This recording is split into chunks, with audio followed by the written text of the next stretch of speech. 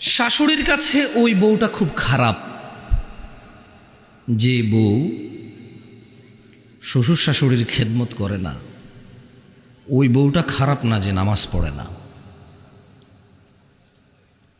ছেলের কাছে তার স্ত্রীর একটাই অপরাধ চোখে পড়ে, তা হচ্ছে পর পুরুষের সাথে কথা বলে কিনা। সে মনে করে তাইলে এর সাথে সম্পর্ক ছিন্ন করতে হবে। ও যতই বেনামাজি হোক, ও যতই বোরখা ছাড়া চলুক, ওর সাথে সম্পর্ক ছিন্ন করার কথা কোনো পুরুষ চিন্তা করে না, নিষেধ করে না। যখন দেখবে কোনো পুরুষের সাথে মোবাইলে একান্ত গোপনে, ফেসবুকে, ইমুতে, হোয়াটসঅ্যাপে, ভিডিও অডিও কলে কথা বলে, তখন ধীরে ধীরে না করে তিক্ততায় পরিণত হয়ে তালাক, ডিভোর্স পর্যন্ত যায় পৌঁছায়। ওই মহিলা যদি জীবনে এক ওয়াক্ত নামাজ না পড়ে, কোনো পুরুষ চিন্তা করে না তাকে তালাক দিতে হবে। কেন চিন্তা করে না জানেন? কারণ সে বিয়ে করার সময় দেখেই নাই, খোঁজে নাই যে নামাজ পড়ে কিনা। এটা তার দরকারই ছিল না। তার শুধু দরকার ছিল ফর্সা চেহারা। কি হতে হবে? ফর্সা হতে হবে। শ্বশুরের একটু ভালো ঘর দুয়ার থাকতে হবে, নাহলে সে যদি জামাই হিসেবে যায় তাকে শুইতে দেবে কোথায়?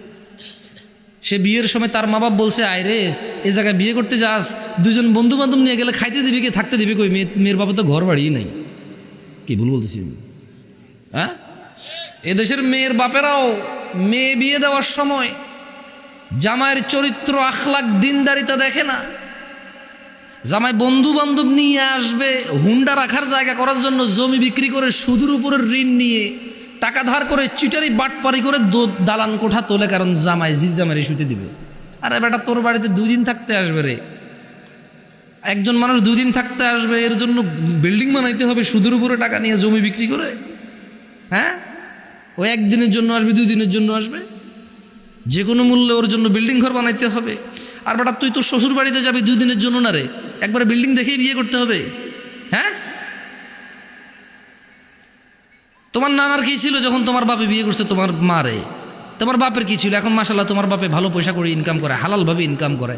তোমরা টুকটাক মাশাল্লাহ জায়গা জমি কিনেছো, যে রাস্তার পাশে শতক 4 লাখ টাকা করে 5 শতক 10 শতক জায়গা কিনছো, তোমার বাপে কিনছে।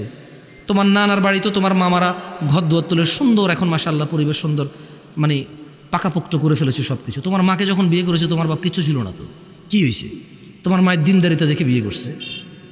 তোমার নানার মান সম্মান, আখলাক, চরিত্র দেখে বিয়ে করছে। তোমার নানির, দাদির সুনাম দেখে, এদের দিনদারিতা দেখে বিয়ে করছে। ভালো ছিল না ওই সময়টা? 17 রকমের খানা পাকাও তোমরা বিয়েতে।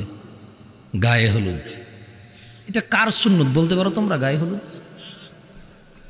হ্যাঁ, কোন নবী? আচ্ছা, আল্লাহ নবী সাল্লাল্লাহু আলাইহি সাল্লাম তো আছেই। পৃথিবীর কোন নবী গায়ে হলুদ করেছে বিয়েতে? কোন সাহাবী করেছে গায়ে হলুদ? ইমাম আবু হানিফা করেছে গায়ে হলুদ। মসজিদের ইমামরা করে? কে বলছে করে না? করে। আরে হাসে কেন? মসজিদের ইমামের বিয়ে গায়ে হলুদ হয় না?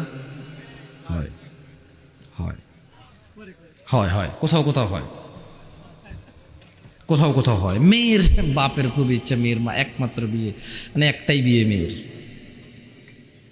আল্লাহ আমাদেরকে বুঝার তৌফিক দান করুন।